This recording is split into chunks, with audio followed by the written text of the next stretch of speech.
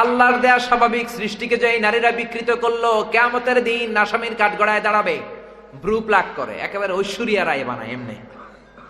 তারপরে পশম প্লাক করে, এগুলো হারাম, ঠিক কিনা?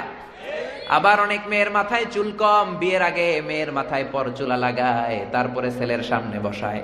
ছেলে দেখে তো মহা খুশি, আরে ঐশ্বরিয়া রায়, আমি রাজি, ছেলের বাপও রাজি, মেয়েও রাজি। বিয়ে হয়ে গেলে এবার বাসর রাত, স্বামী যখন স্ত্রীর সাথে দেখা করতে গিয়েছে তখন দেখে আগের চুল মাথায় নাই। কয় তুমি কে? কয় আমি তো তোমার টুনটুনি। তুমি আমার টুনটুনি, তো তোমার চুল কই? কয় চুল নাই, পরচুলা লাগাইছিলাম। শুরু হলো ভেজাল দিয়ে, যেরকম, ঠিক কিনা? আবার ছেলেরাও এরকম করে, মাথায় চুল নাই, সালমান খানের চুল লাগায়, আমির খানের চুল লাগায়, অমিতাভ বচ্চনের চুল লাগায়। পরচুলা লাগালে এক একটা ছেলের ফিল্মের হিরোইনের হিরোর মতো লাগে, যেরকম, ঠিক কিনা? বিশাল বড় চুল লাগাইছে, মেয়ে পক্ষ দেখতে আসছে, মেয়ে তো মানি পারে না, এখনো বিয়ে করে ফেলে। মেয়েও খুশি, মেয়ের বাবাও খুশি, মাও খুশি, হয়ে গেল বিয়ে।